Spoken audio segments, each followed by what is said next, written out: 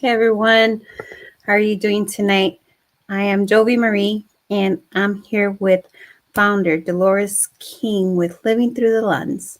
So tonight's topic, we're going to be talking about the hidden realities of returning to work after breast cancer treatment. So that's one of the topics that we're going to be talking about today. Just remember, this is just basically the information that we are providing right now is, you know, the information that has been given to us. So don't take things literal. We are not medical professionals, but if you do feel uncomfortable or anything like that, go ahead and step away from the camera. Your mental health is important to us as well. And Dolores, take it away. Good afternoon, or good evening, I should say, survivors and supporters. Hey, you guys know me as Delores King. I'm the founder of Living Through the LenZ. I'm an advocate and I'm a three-time breast cancer survivor. And today I just want to come to you and talk to you about something that's very rarely talked about. We're talking about the hidden realities of going back to work after breast cancer treatments. We very rarely talk about this. And I know we covered a couple of sessions ago, we covered, uh, how you're treated after the treatment. And people say, oh, you look good or you're fine. And then we decide we're ready to go back to work. I just want to be clear. The stuff that I'm talking about is not only Black and Brown women. I will make that distinction when I get there. But right now, this covers all breast cancer survivors going back to work. So did you know that many breast cancer survivors going back to work isn't the finish line for them. It's actually the beginning of another battle. We're talking about fatigue that don't go away. The fatigue doesn't go away. Your brain fog, you still have pain, chronic pain that nobody talks about. We're afraid of how we looked at work. You might be perceived as lazy because you don't have the stamina. They might look at you as if you're not committed, you're not dependable. So it's a whole lot going back to work when you're a breast cancer survivor after treatment. If anybody out there knows what I'm saying, just send a thumbs up or star or something. I just need to know if anybody experienced this besides me, because I have experienced it. The hidden realities, again, is the chronic fatigue. And sometimes you have energy crashes in the middle of the day. Every month, or a year after treatment, fatigue remains to be on top of challenges. According to the 2024 study in Frontier in Public Health, survivors report that 20% productivity loss and 26 activity impairment within the year of returning to work. And again, this is cited from Frontier and Public Health 2024. Also, brain fog, which we like to AKA chemo brain. Study shows between 13 and 70% of survivors experience lasting cognitive changes after chemotherapy. Imagine forgetting what you just read. And it's funny that we would talk about this because sometimes when I'm talking, after my train of thought just goes out the window. So I have to stop, think about what I'm saying or what I want to say before I can get back on track. That's a real thing. I know you hear people saying it all the time, chemo brain. It is a real condition. And how about the lingering pain and physical limitations? I know for me, the physical pain can be excruciating, excruciating. Actually, under my left arm, my chest get tight. You might feel like an electrical shock.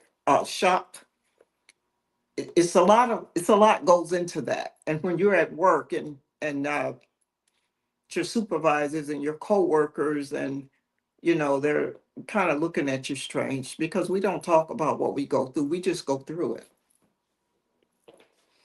So 65% of breast cancer survivors report ongoing pain. 25% have lymphedema, and and more than 40% experience physical restrictions from the surgery. These symptoms can be something as typing, simple as typing, or lifting something, or even sitting at your desk, actually. The emotional toll that we carry and fear of judgment when we're back at work. Many survivors feel being seen as lazy, fragile, or not committed. We feel guilty, the anxiety kicks in, and the self doubt, especially in environments where others assume you're fine or you should be fine because you finished your chemo. It's important, guys, that we speak up about these things in our work environment. But did you guys know under the American and Disability Act, ADA, survivors have the right to reasonable accommodations? Things like flexible hours, your breaks, you might need to work remotely or just get a lighter workload. But I understand some of us don't have that luxury to do that because of the type of work. Most of us doesn't have the leave to cover. You can't take off because now there's another battle. The financial piece kicks in. So we try to push through. And when we do that, we're just weakening our immune systems. We're weakening ourselves. We need to get the rest we need. We need to, whatever we need to do. Let me put it this way. We should not have to push through work, risking injury or reoccurrence because you're so stressed out in the fatigue. The fatigue is terrible. I know for me, when I started back to work after my treatment, I would get so tired. It's like 12, maybe 1, no later than 2. I would have to go to the restroom and sit in a stall just so I can get a 5 or 10 minute cat nap because it was to the point where I couldn't keep my head up. It was terrible. So we need to do these things. We need to talk about it and we need to put action on it. Now, I said all that to say this. Every breast cancer survivor, most of the disabilities or realities that I spoke about, most of the survivors, we go through that. So it's not a color thing. It's not a racial thing. It's not a white thing. It's not a black thing. We all go through that. But what I did want to point out to you guys, for black and brown women, even though, like I said, all breast cancer survivors go through it, for us, it's doubled. It's doubled because we are at, now let me read this. In a longitude study of women who were employed and at diagnosis, African Americans was 168% more likely than non-Hispanic white women to report a break from active employment after treatment. The adjusted odd ratio is 2.68, and that's in PubMed. This reflects the disparities. Women of color may have less access to workplace flexibilities, fewer resources, or less supportive environment. That says a lot. That says a lot. Most of us may not be able to say, hey, I need a flexible schedule or can I work from home? We may not have that luxury to do that. Again, so we just push through. Most of us has children we have to take care of, so you have somebody under you that you have to make sure they're okay, or you keep a roof over your head and theirs. So that's another added stress. The cognitive strain, though, is like an invisible symptom. Black survivors, like all survivors, may contend with chemo brain, mental fog, slower processing, memory slips, difficulty concentrating. But when these symptoms go unspoken, they can be misinterpreted as lazy, incompetent, or lack of effort. Because cognitive changes are invisible, survivors often feel pressure to mask them. So we push ourselves. We push harder to avoid the stigma. The emotional and psychological weight that we carry, like biases, expectations, and self doubt. Women of color frequently operate in environments already marked as racial bias, microaggressions, and unequal expectations. In a workplace setting, any sign of vulnerability like illness, fatigue, can be advertently viewed through a lens of stereotype. They already think we're lazy. So that just added another level of stress when we have to push through. We have survivor guilt, and God knows we are not perfectionists, but that's how they want us to portray ourselves, even though you just finished your chemo. And the fear of being marginalized or judged more harshly are amplified. They are more amplified than your white counterpart. Many Black cancer survivors also reports less access to information, fewer resources, and less continuous care across the survivorship journey. I don't know about you guys, but I know for me, I read this, I did my research on this. I found this amazing, amazing. It's amazing what we go through, what we have to push through as survivors. And because we look okay, everybody thinks we should be okay. Oh, you look fine. But even though you're at work, your body may look like it's healed, but your mind is still processing. You're still processing the trauma that you went through. But you have to go to work. You have to go to work. So this is a big thing in our communities that we just don't talk about. We talk about disparities and we talk about the health care and all this other stuff. But if you can't get to work, you don't have health care. And some of the jobs that we hold don't even offer health care. And now with the way the world is, who knows? Who knows? So we have to speak up. Those of us that can speak up and speak out, we have to be the voices for those that can't speak out. We have to let them know what we need. And I know I'm saying a mouthful, and I know it's easier. I don't like that term, easier said than done. But sometimes it feels that way. So let's just speak out, guys. It's critical that we speak out, especially women of color. Like I said, to break the silence about disparities, to protect the health and longevity, your health and longevity. Delaying accommodations or returning to work early or too soon without support can worsen symptoms, trigger setbacks, or even cause long term disability. And we can't afford a long term disability because we have to feed our families.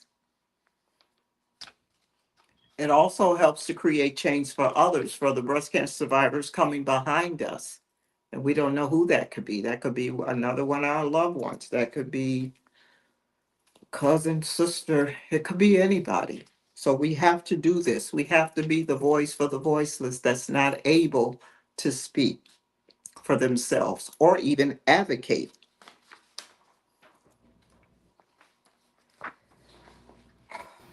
This topic, it just reminds me,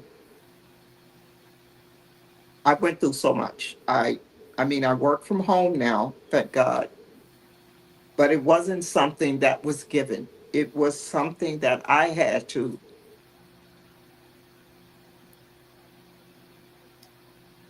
push. I had to fight. It's not given to us. Right. It's not even offered to us.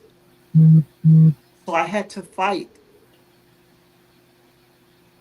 I went in several times. I mean, I've been to the office several times. I put in a request, like they say, to the American Disability Act. I did all that. And I wrote letters, and I'm dealing with metastatic breast cancer. So for me, there's no cure for metastatic.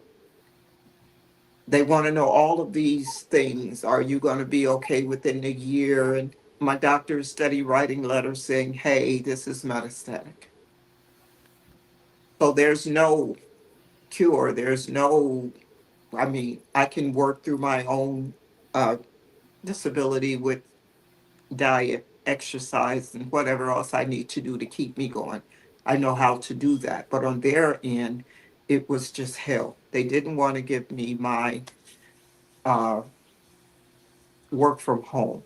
So I Mm. had to have people write in for me, doctors, whoever that knew me and talked about my level of stress that doesn't do anything but contribute to what I was already going through. I'm stressed because I need to go to work. I need to still pay bills. I'm still living. I'm stressed because every day when I get up, I take my car and park it. I have to get on the train because you can't pay for parking downtown if you're not working. That's what, $35, $40. My doctor advised me not to get on the train because of the germs and whatever, people coughing, and it was during COVID time. So for me, it was just really hard. I had to fight with EEO. I had to fight with the union. I had to fight. You have to continue to fight. And some of us, when the fight get too heavy, we just say, forget it. I'm not going through that. Or we'll just walk off the job altogether. But this is not about you. You're going through it, but it's not about you.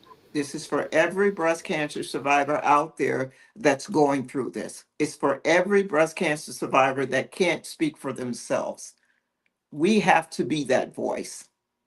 We have to set that example. So, guys, let's set the example. If you're going through anything like this, contact the ADA and see what they have to say, if they can help or whatever. But just don't give up. Just like you don't want to give up the fight with your survival, don't give up the fight. And this is just another example of what I mean when I said survival. Survival is hard. It's hard. And if you want it, you have to fight for it. And I'm not just talking about uh, the realities at work. I'm not just talking about doctor's appointments. I'm talking about the whole ball of wax. This is just another part of that. Just another part. So, guys, please, let's stay in the fight. Let's help those that can't help themselves. Speak for those that can't speak for themselves. And let's look after the survivors that's coming behind us. But, guys, did you know, or I probably already said this, but I'm going to say it again, African American women were 168% more likely than Hispanic, non Hispanic, and white women. They take breaks. They are even offered breaks. Well, if you can't do this, well, go on your long term disability. We don't get offered that. And Mm. if they offered it to you, can you really take it? Can you take it? And all the biases and racial discrimination that we go through just trying to get our treatment, and find support groups, that thing, that's one thing. But then to add on top of that, now you're done with your treatment, you're back at work, and now you have to go through the biases and how people looking at you. They're looking at you like you're lazy. You can't keep your head up. It's not saying that you're not productive. just saying your body needs some rest. You need to start making accommodations. Ask for accommodations.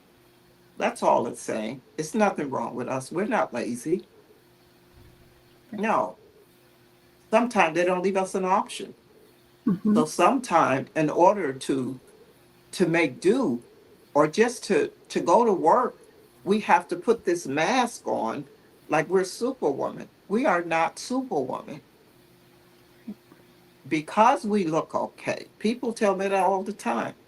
You look good to be a three-time breast cancer survivor.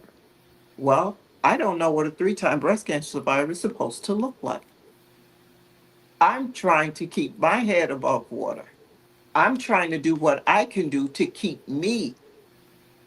I still have family. I have a daughter. Maybe one day I'll have grandkids. Who knows? But I want to be there. My daughter graduates from college in January. I want to be here. I want to see those things. I want to experience that with her. So it takes things. And even though I'm working from home, I'm happy about that. But Lord, when I'm tired, I'm just tired. Let me tell you what happened to me yesterday. I was working. Last I checked the clock, I think it was like 2:15. I was tired. I was exhausted because I don't sleep at night. So I'm sitting here. When I got up from the chair, it was like 4. I don't know where those 2 hours went. My legs was heavy and I'm hitting the floor to make sure I can feel my feet. It scared the life out of me. I have insomnia. I have sleep apnea. And when sleep apnea kick in on top of the exhaustion you already feel going through whatever it is you're going through, you can lose track of time. When I woke up, I had missed 2 hours of my day was gone, and I couldn't tell you where they went. Wow. And that's why it's important if you need those extra accommodations, whatever they are, if it means you have to work from home. Guys, you guys have rights. Your doctor can help out with a whole bunch of things, but you have to ask them. If you don't ask them, it's not going to be given. If you need a letter for what, your doctor has the power. He holds your future in his hand. All you have to do is say, whatever I need, I call my doctor and say, hey, I need this doctor's statement. I need this form filled out. And they're on it like this because they know what you're going through. They know what you're going through. So you have to ask for this stuff and make sure you take it in, especially when you get in trouble with your job, or I wouldn't even say trouble because it's not something that you're doing. That's a right that you have that you're trying to implement. So just ask for what you need. A closed mouth don't get fed. And if you ask, you have 50% chance of getting what you want. But if you don't ask, you have 100% chance knowing you won't get it. So let's just think about this stuff. Another thing we talk about after the surgery and the radiation, I think from something I read, I think from the radiation, it could be the whole ball of wax. But this is just my interpretation. I could be wrong. Like I said, I'm not a medical professional, not a counselor. I could be wrong. But something I read, they were saying that the radiation has a lot to do with the chemo brain. So you're going, hmm, with the forgetfulness. I don't know, guys. But anyway, let me give you the link and you can look it up and look for yourself. It's the Springer link. SPRINGERLINK.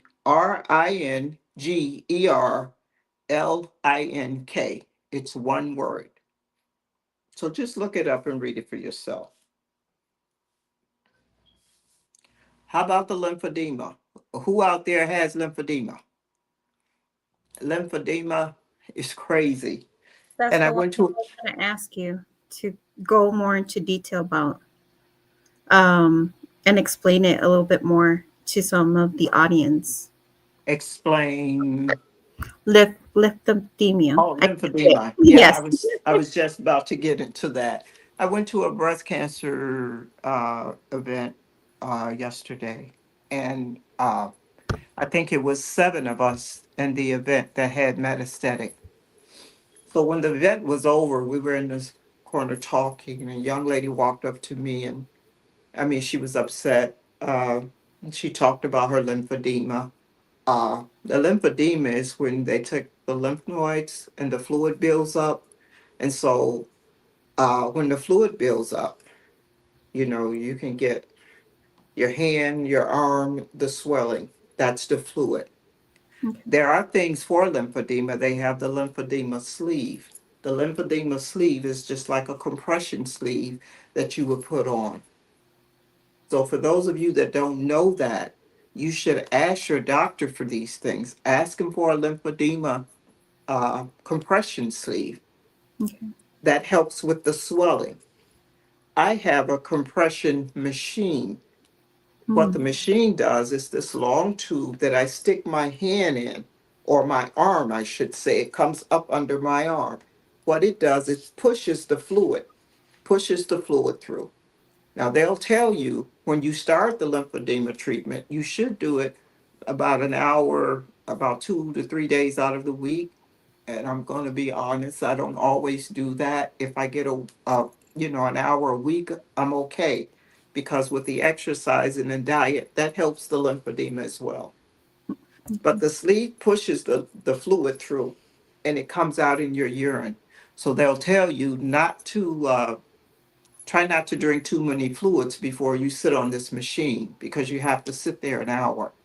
Mm. And I just look at it as my meditation time. It gives me time to sit down and breathe. Because if I'm not doing that, I'm running around doing something. So that's my time for me. Okay. So I don't know if you uh, ever dealt with lymphedema, but for those of you that's out there that's living with lymphedema, you may not see the swelling right away. When I was diagnosed, they took 17 lymph nodes. 14 was infected. Mm. I didn't see any changes for that first 2 years. Wow. And then all of a sudden, I'm at my sister's house and my hands start to hurt. It starts in here. You feel it. We don't say anything, and I'm trying to be okay. But when I look down at my hand and it was like this, it's like, okay. There's another thing too that go with that compression sleeve while I'm talking about it. It's a glove. I have the glove too. So when I'm out, I wear the glove and I wear my sleeve, Okay. especially when you're going to plane. For those of you that's flying, they don't tell us this. We learned a lot. Well, I've been knew it, but most of the women learned a lot about lymphedema. If you have lymphedema, I know the holidays are coming and people are traveling. Be sure to wear your compression sleeve. Okay. If you have the compression glove, make sure you wear it. Lymphedema, if you haven't been through it, it is painful. It's painful.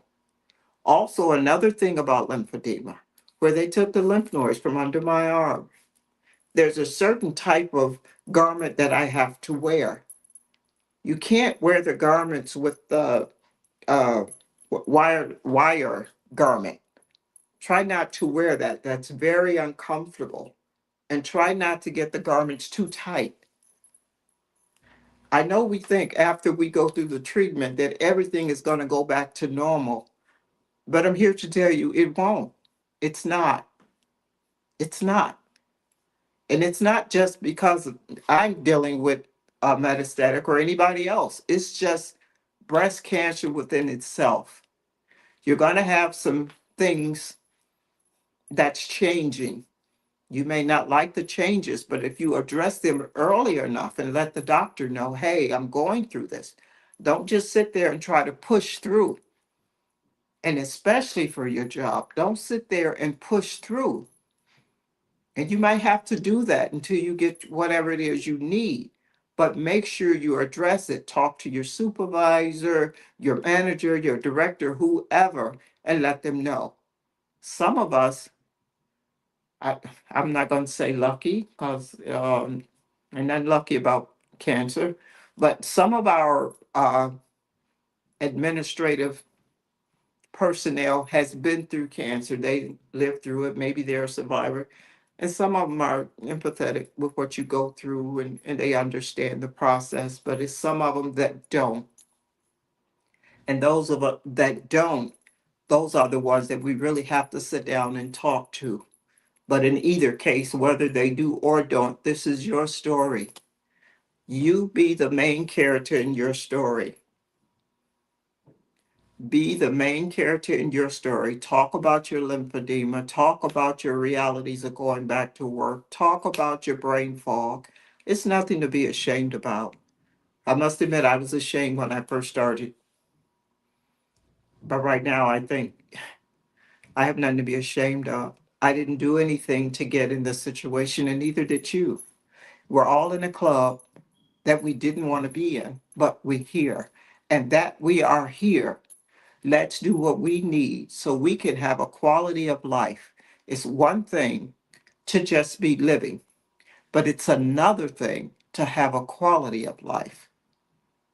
And you may not do these things all the time. I don't get up all the time like I should and go to the gym. I try to at least get to the gym 3 times out of the week. I try to watch what I eat, but I have a terrible sweet tooth. And sometimes I don't buy the sugary foods and put them in the house. If I want something, I'll go to the store and get a small pack and eat it. I won't bring it here because if I bring it here, those nights when we have insomnia and we can't sleep, guess where we go? To the kitchen. And remember, the sugar feeds off the cancer. I just wanted to get these things in. I know I kind of jumped off subject and now I'm going to jump back on. But I jumped off because I was, like I said, talking yesterday and people didn't, some of my breast cancer sisters didn't know this. And it's amazing the things that we think we know about. And sometimes we don't. We just don't. And we don't look into stuff until it happens to us or our family members. And then it's like, okay, we need to learn more. And for those of you that's not educating yourself on these subjects, breast cancer in general, it would behoove you to do that. The stuff that you find out, I can only talk about what happens with me, but most of the subjects that I've talked about this far, not most, all of them, I have experiences every day. You're not going to be back to your normal self. So just get used to you. It's going to take time to get used to that new person, but you have to do that. And sometimes we don't even know what our wants and needs are until we need them. So just think about what I said today. Talk to your doctors if you think you need anything that they can provide. There's resources out here for that type of stuff, especially for compression sleeves. I don't know about the machine. I'm a military veteran as well. So my machine, when I was diagnosed, I had young lady come out. She fitted me for my garments, my prosthesis. Some gentleman came out and adjusted this machine they had shipped to my house. And so I guess on one end, thank God for that, I didn't have to ask for it. It was a given. But some of us don't have that. And we have to ask for what we need.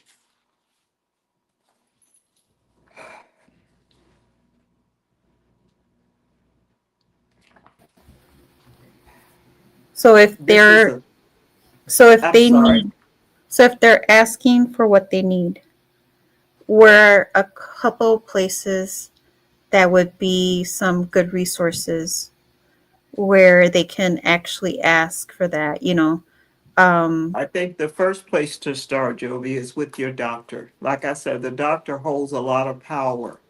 okay, And some of us are just afraid to ask because we don't like the word no. okay. And just because one person turns you down, that don't Mhm, mean everybody's going to turn you down. But you don't know that if you don't ask. So mhm, I would say start with your doctor. You tell him what you need. He can then tell you what he can provide.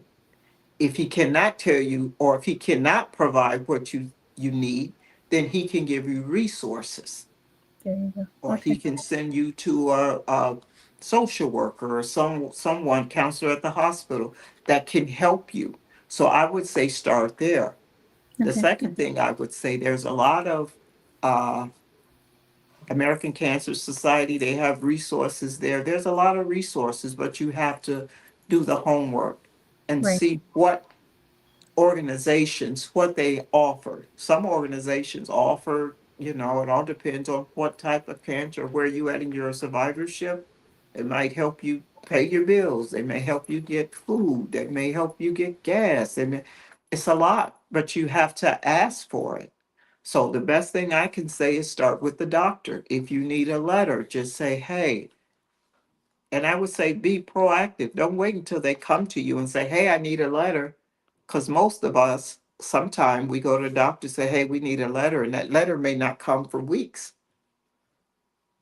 But I think everybody should have something like my chart or whatever. I'm not saying that's going to get the letter to you faster, but the sooner you can get them the information of what you need, the sooner they can provide it. Instead of going to the office or making a doctor's appointment, just go through your my chart and send them a message. Say, hey, this is what I need. So I hope that answered the question, Joey. But I would start with the doctor's office, your doctor, your care team, whoever that is, and see if they can assist you. But they hold the power, guys. Just remember that, and just remember you be that person. Right. You're the main character in your story. So don't let nobody write your story. And if they say no, they can't do it, go to somebody that say yeah. You keep going till you find what you need. Don't just give up in the middle of the fight. Right. I hope that helped. Did that help any? Yes. That was a good answer. Yeah. Thank you. Yeah, yeah. But this subject, sometimes I just have to stop and breathe because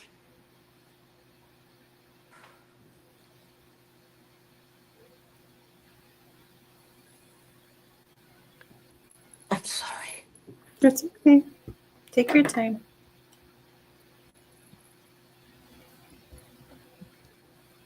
The best way I can put this is sometimes I've been dealing with breast cancer since 2014.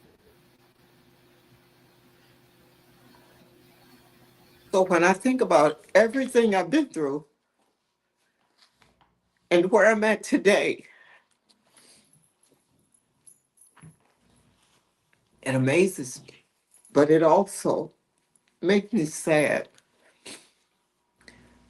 because we work on autopilot. We don't think about what we went through or what we've been through or what we're going through. That's why I try to keep myself busy.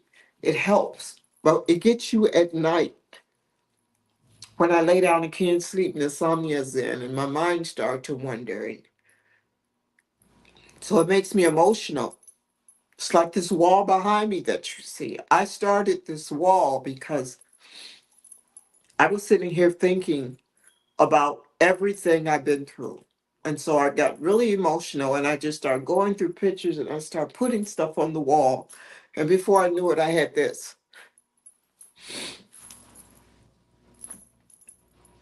So for me to talk about my story, it's difficult. But I pledged to myself, I'm going to do this because I'm hoping and praying that somebody hears me and I'm helping somebody. If it's just one person, I'm helping somebody. I need you guys to understand. And the younger, not the younger survivors, but the survivors that's just starting their journey. This is a journey. Take it seriously. You're not going to be back 100%. You may never get to 100%. So you pick up and move where you are.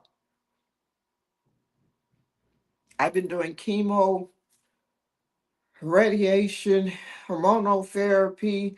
I did it all. And still today, in 2025, I still do chemo every 3 weeks. And so, yeah, when I sit down, I'm exhausted. I'm tired, but I keep moving because it's not in my nature to stop. And until God put that period behind my name, I'm moving. I told my doctor, I want to work until I can't work anymore. Nobody determines that but me. And so I plan on being here for the long haul.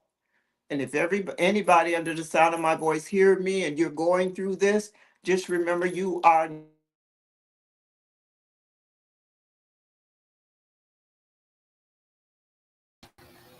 Dolores?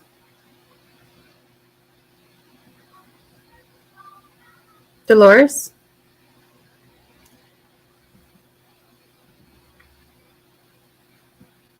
Dolores?